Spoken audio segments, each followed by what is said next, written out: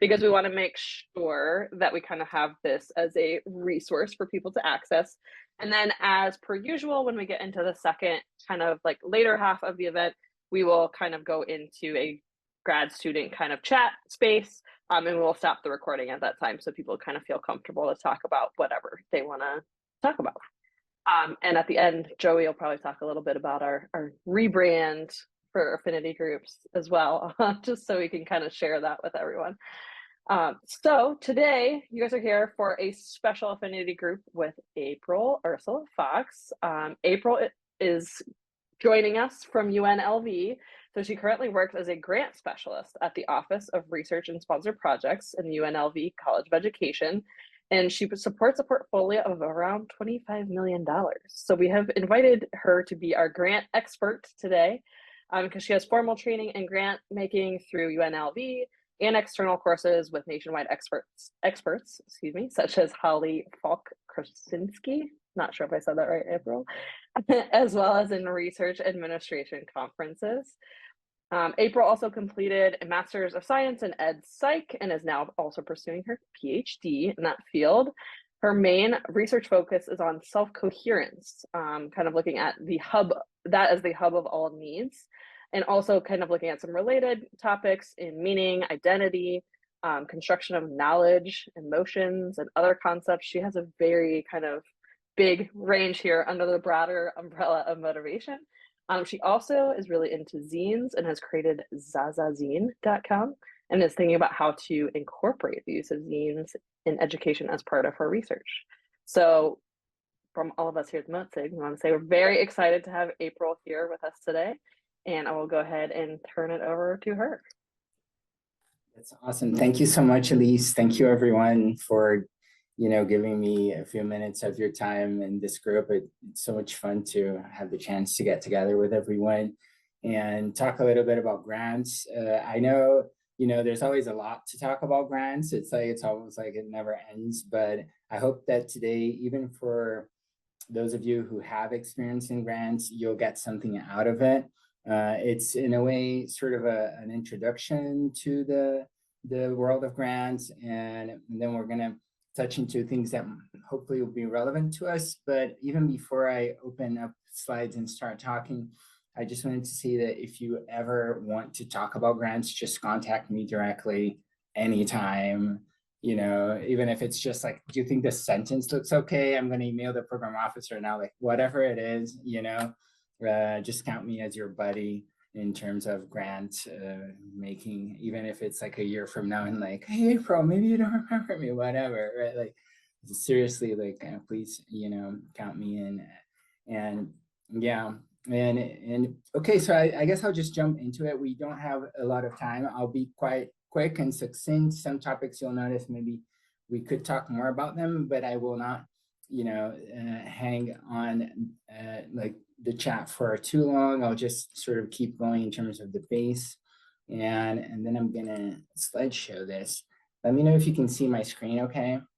Okay, awesome. So the idea here is I call this reviewer-centric grant making, and it's based on this idea that we are writing the grants for the reviewers. So it's really, an easy targeted way to think about grant making, where, I think it's a lot more accurate to what it really is. And it's not really about us in the end, it's not our money. And so reviewer-centric kind of helps us keep focus on that. And so things that we're going to talk about today: what is a grant and why do we want one?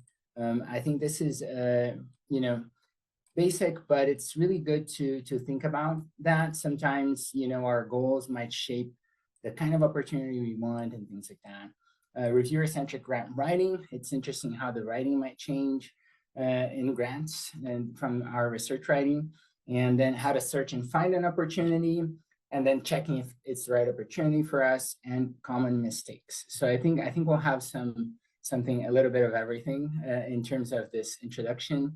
And then maybe another time we can go into things like budgeting and other fun things to that aspect of it. And it's also part of the idea of scientific advancement, right? So that can happen in many different ways. So I just to, keep these things in mind. I think it's an interesting thing. This is a graph I came up with. I call it the ecosystem overview, the funding ecosystem overview. And this was, I was trying to discuss with faculty a lot about and the purpose of the system and how exactly does it work. So I came up with these 3 layers. The funding agency is sort of a central, in a way, a central layer, and it's moving the funds through the programs into institutions that will then implement into society, who will give feedback to the institutions, to the funding agency, who will rearrange the programs, and sort of the cycle keeps going. And I think it's an interesting way to look at it because it helps us position ourselves where exactly are we acting, or a certain part of our project might be more related to the sponsor. Maybe we're talking about, hey, I'm aligning with your mission, I'm aligning with your vision. That might be one part of our narrative. Another might be about our institution. Oh, we're totally prepared to perform the project, or this grant is going to expand our capacity, or our faculty has the experience, etc. And another part of the narrative and the proposal might be talking about the work to society, the broader impact, and maybe this can be replicated in other regions of the country, or we're going to have this and this and this dissemination initiative, or this is our population, this is why they need it, things like that. So I think this is an interesting way to sort of think about it, and then also think about the feedback. So sometimes, the evaluations and those parts of grants, I've seen a lot of grants that the project is quite good, but they almost don't have like a feedback mechanism where they evaluate the project and they bring all that, information back into the funding agency through the final reports and things like that. So it's good to just like think about this cycle, I think, as we just design the grant projects. So going into writing, the grant writing is a lot different. I think essentially it's, and before I even start going into some of this, it's essentially more of like a passionate, almost selling the idea to the sponsor in our style of writing. So while we are in traditional research, maybe, we're talking to a scientific community in our field. In the grant writing, we're talking to reviewers, and they have limited experience. As much as the sponsors make a lot of effort to bring reviewers in that have very relevant experience, and sometimes when a sponsor asks for things like letters of intent or early drafts or things like that, part of the reason why they ask for those is because they want to gather the best possible reviewers that will understand your topic so that they can perform a good review. But even with all that effort, the reviewers do have very limited experience. So you got to keep that in mind when you're writing to them. The terminology also in research, usually field specific. Grant writing has to be universal, easy to understand. The focus is what I think is sort of a general idea that we can take away. And research is more about defending the arguments, and making sound arguments and presenting evidence. But in grant writing, you really want to sort of bring them on board in terms of selling. And the idea of selling is because there is actual money involved, right? So I think that's why the term selling is so used in the grant world, because we're actually asking them for money to do something. So it makes that sort of relationship work in that way. And the idea is really to align with the sponsor in the best way possible. I could talk a lot more about how exactly this happens. Sometimes even proposals that are not super well written are funded because they align with the mission and of the sponsor perfectly. So the sponsor, I've seen proposals that when I read, they didn't have typos because they might have done a spell check, but they had every other problem. So, but they were still funded, and because they aligned perfectly with the sponsor. So selling is a good idea to go about when thinking about this idea of focus. Then the style, again, persuasive, trying to sell instead of explanatory and elaborate. We want to be very, succinct, objective. The stance is more of a service provider. This is really important too. Like, we sometimes don't really understand that. And in grants, typically we're going to have to be very specific about the details of the project, who exactly in our team is going to do what, when, for how long. So all these things end up, catering to a service provider type language. The content, again, very specific. The message is more about being experienced and passionate. So you already really know what you're doing, you know what's going on in the field, you're very passionate about this, the research or the project, and you're being very realistic as well. And instead of, too much theory and, all of that, sometimes, more of, past experiences, past successes, things like that might be stronger in a grant proposal.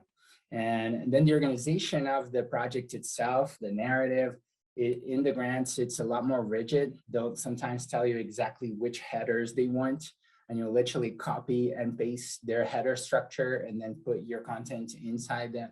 So it's a lot more strict and rigid based on their requirements. So this is something to keep in mind. And then the final point that I think is interesting is that grants are always collaborative. Maybe in traditional research, we can sometimes do things on our own. I find it rare. I end up being collaborative here too, but in grant writing, it has to be collaborative, even if it's with someone like me, someone sitting in an office that's going to help you submit. That's already some form of collaboration.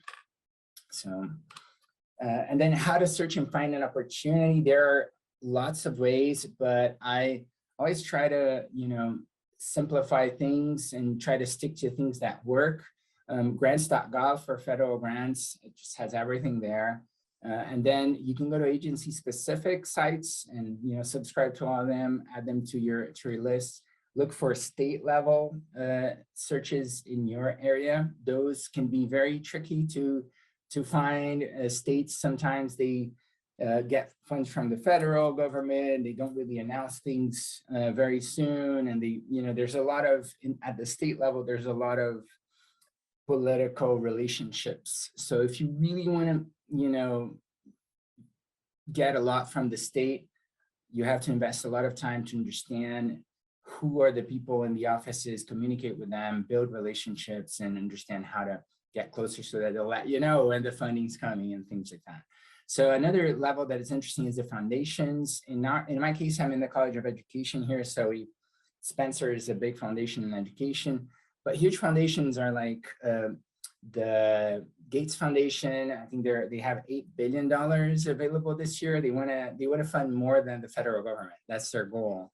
So some foundations are very ambitious, like the Gates Foundation, but most foundations are actually a very local and oriented, and which is a really good thing. So depending on where you are, there might be a foundation locally that is looking to invest, and then that can be a very straightforward proposal to win. And inside your institution, you'll probably find a lot of channels that you can also subscribe to.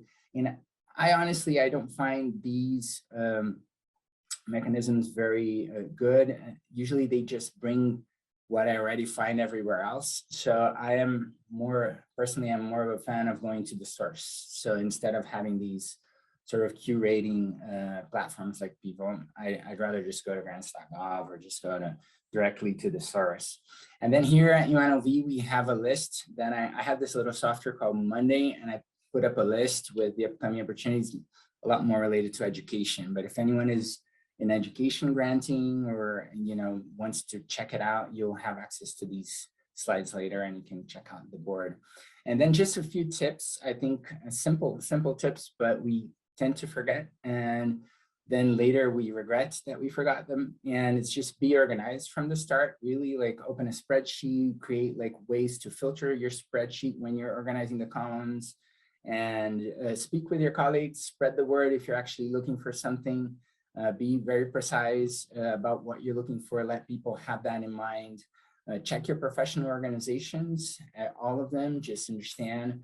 Usually, in my experience, the professional organizations have small grants, but it can be sometimes very straightforward to just, you know, less competitive, I guess that's what I'm trying to say.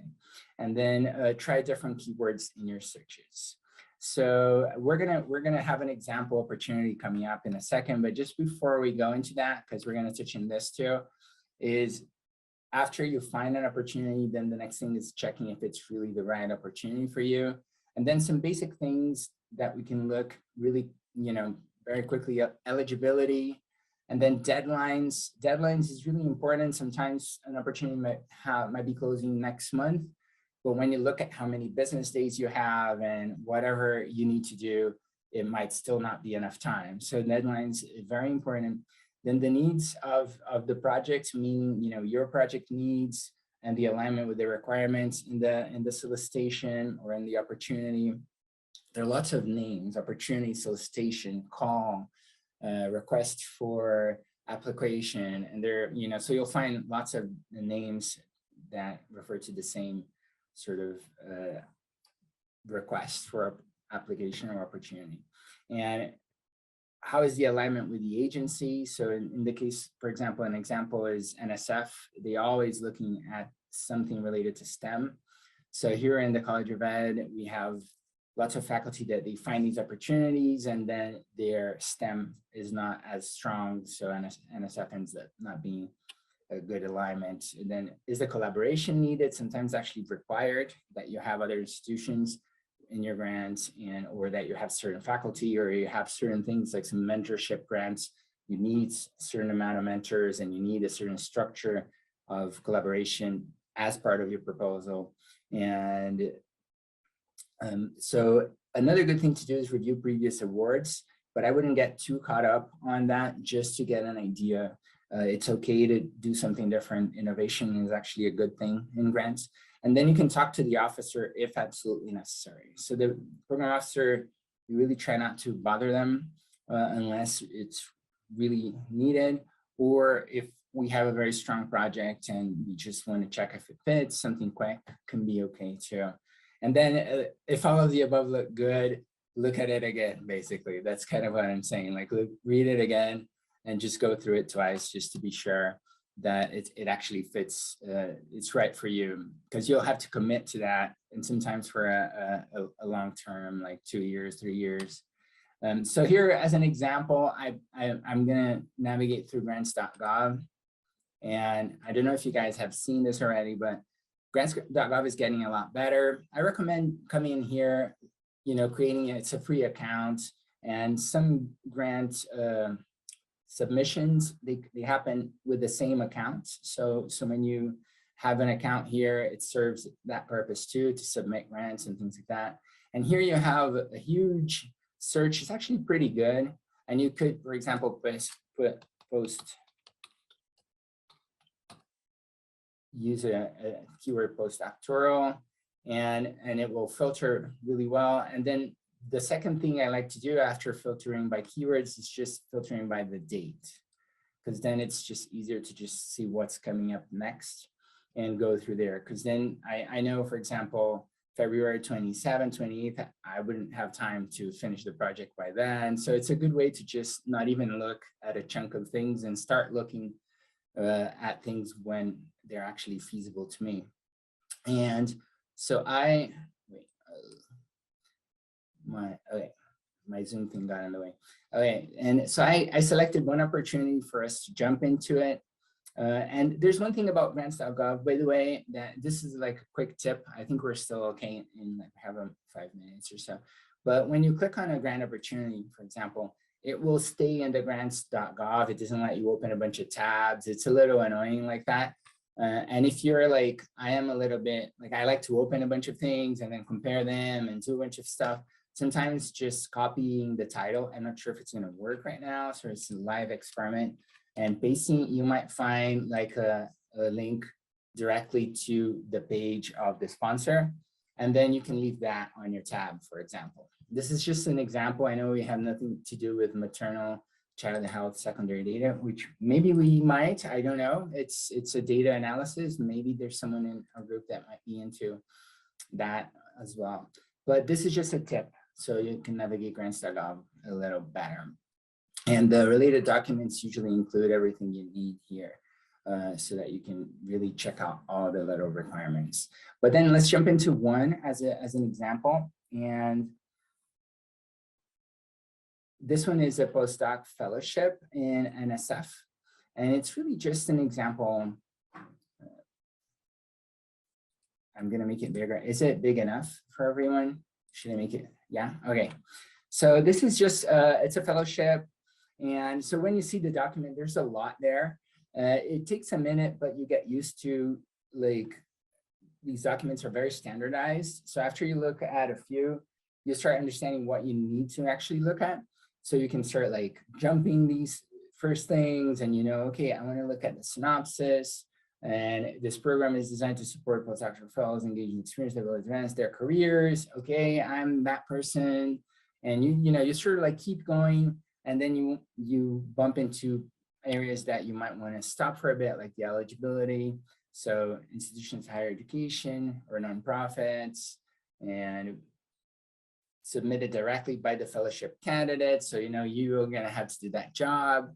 And you have to sort of like go through this. And maybe if you feel that it can be useful, create a little spreadsheet on the side and start creating like a checklist of things that you want to keep in mind for your proposal. But essentially, if you decide to submit, this document will become sort of your best friend in the world. You're going to be like looking at this document a million times. You're going to know everything. And it's a good idea to actually pay attention to even the terminology. Like if they ask for a letter of collaboration, that's exactly the name of the document you're going to give them. You're not going to give them a letter of support, a letter of agreement, a letter of commitment. You're going to give them a letter of collaboration, right? So it's really like that specific. So in the end of the day, it's good to really, once you look at these first things and you commit to go through the document and just be very familiar, and tells you exactly how to submit. PAPPG is a document that the NSF has that has all the guidelines. It's actually really easy to navigate because it's all HTML and full of links, so you can quickly navigate through the sections. And it tells you the deadlines, if you can make it, and it'll tell you things. And it kind of repeats certain sections, like it will have eligibility again, and it will have award information again. And here it actually tells you what it's going to give you. It's going to give you 70,000 salary a year and another 15 to cover expenses. And so that's kind of what it's going to. So if you think, okay, this is good, I could live for 2 years with 85. Okay, this is looking good. These are the places to start, I think.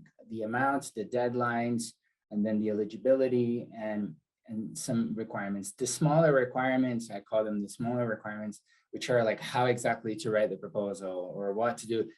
Don't worry about those things in the first moment. You can tackle those later if the main call or the core of the call fits what you're looking for and what you're ready to deliver. So yeah, I think this is a good example.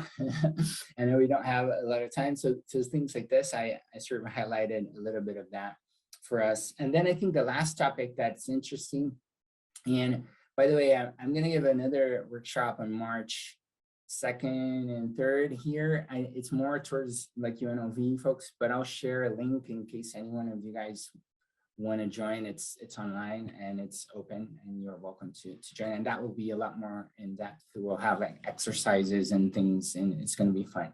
So a cool thing, a way to end, I think it's what not to do. And this is usually a topic that's a lot of fun. I came up after reviewing a lot of grant proposals and going through a lot of things, came up with this mantra: reviewers will imagine your project at work. Like if you keep this in mind, like reviewers will imagine your project at work. This will guide you through like that question, am I missing something, right? You just like stop and like, don't look at it for a day or two and then imagine it. Like, am I missing something? Am I explaining everything? So lack of detail and specificity in practical aspects has, all the grants that were rejected with comments, this comes up in the comments that I've seen. Lack of alignment between the project needs and the available expertise. This is really important too, Like if you don't have someone who is an expert in something that is core to the project, it's better that you bring the expert as a collaborator than you try to wing it and say, hey, I did a little bit of this in the past. You know, especially if it's a grant with a higher amount, you know, 500K or more, it's easier to bring an expert, even if it's just a consultant, an advisor, someone that is there, but has, you know, a lot of expertise. Lack of understanding of the current state of things. So if you're proposing something, you really have to position yourself not just in the academic field. It's not just a lit review. You know, I guess that's what I mean. It's really about what is being done in this area in a certain region. If you're doing it nationally, then you have to look at nationally. If you're doing internationally, then you really have to know if people have done that or not, and not just, you know, perform a lit review. And then a lack of basic clarity in the narrative text, that's common. And then lack of matchmaking terms and documents what's requested and provided. That example that I gave with the letters of commitment letters, we just had that problem recently, actually, and it was terrible. And we're actually talking to the program officer. Hopefully, we actually submitted a letter, and it was called letter of support, and they wanted a letter of agreement. But in their solicitation, they used both names. So we called it, we had to choose, you know, we should have called it support or agreement. We should have come up with something, but we chose one. And then they rejected, and then now we're like back talking to them, and it's a terrible experience. So you don't want to be in that place.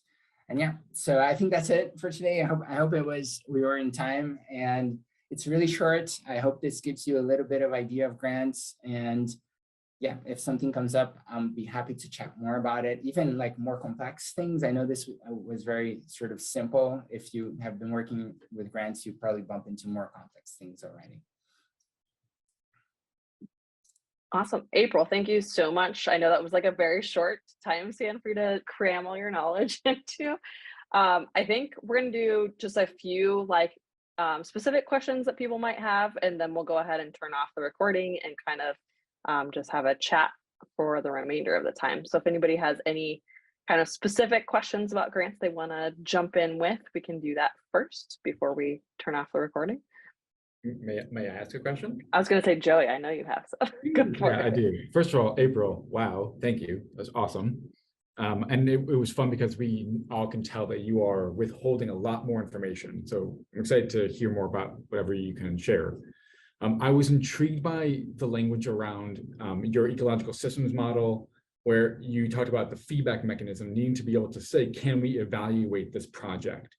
And I'm aware that there have been some organizational and institutional shifts in what they constitute as mechanisms of evaluation, noting that most of the time it was always quantitative in nature. Now some people are allowing for mixed methodology, or maybe just a qualitative. I'm curious, from your perspective, are you seeing more organizations allowing for qualitative research, mixed methods, or is quant still king in the biggest way possible? That's a really good question. And so like here in the College of Ed, we have one center that is very specialized in evaluating, and they are hired by external entities all the time. And so they are a really good thermometer for us besides our projects that we submit through faculty. And it's actually mostly quant, but it's actually always like, it's mostly quant in the sense of what the contractors are looking for. They want that quant piece. They want to see like a final like checkbox, good, bad kind of thing, like after the numbers, you know, like they want to see like that succinct evaluation in the end about, you know, this was successful, this wasn't, and the stats around it and everything. But then there is an interpretive piece that is not necessarily, it's like, it's hard to say if it's mixed methods or not, because this would be probably a longer debate, because mixed would include, you know, collecting some qual data and everything, but there's a lot of interpretation that the evaluators do, and it's very well informed. They are within the project and they analyze, and so they bring their like informed expert opinions in there. which I don't think actually qualifies as mixed like per se, but there is that side of the evaluation docs.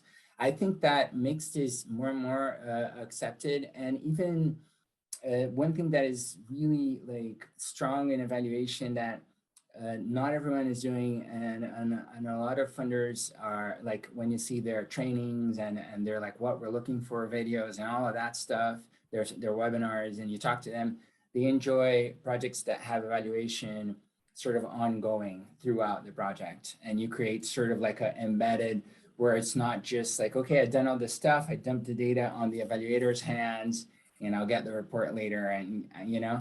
So that's probably an interesting shift, I think. Thank Yeah, you. actually, one comment on that, April, like I know we were talking earlier about how some of us here took a grant writing class with Eric Anderman, and he was talking about that kind of ladder approach being something that people really like to see, where you can get kind of all of the participants involved, even ones that might have been in a control group one year, kind of later getting an intervention or things like that, to kind of be more inclusive, which I had not heard before. So I thought that was very helpful and kind of That is, dovetails yeah. with what you're saying. Yeah. Maybe we want to do one more formal question before we turn off the recording for the evening, if anybody has one.